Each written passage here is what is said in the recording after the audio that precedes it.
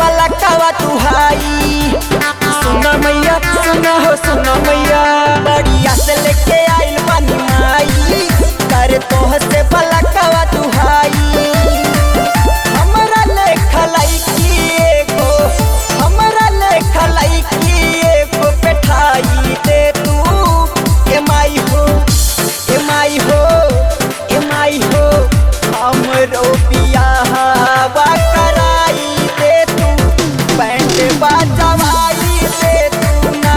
ए माई हो, हमरो बियाहवा कराई दे तू, बैंड बाजवाई दे तू। ए माई तू ही बतावा हम कहाँ जाई, कैसे दुखवा कही। ए माई कौनो जुगाड़ करवाता माई, नाही तो ओकरा से मिलवाता।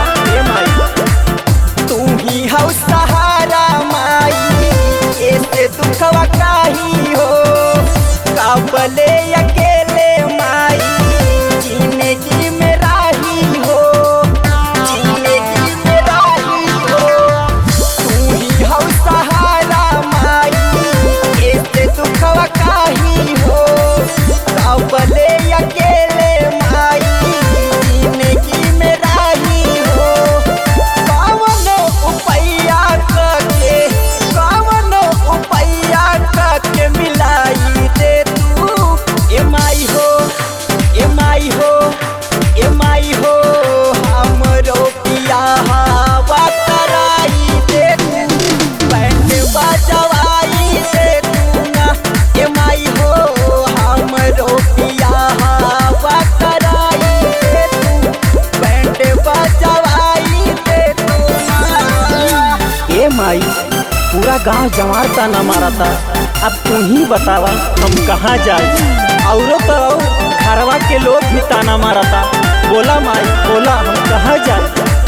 कौनो लईकी माई हमके करे ना पसंद हो, रोवता बेला जूरज के भीतरी से मान हो, भीतरी से मान हो। कौनो लईकी माई हमके करे ना पसंद हो, रोवता बेला जूरज के भीतरी से मान हो। दे के आशीष जिंदगी, दे के आशीष जिंदगी बनाई दे तू। ए माई हो, ए माई हो, ए माई हो, हमरो बियाह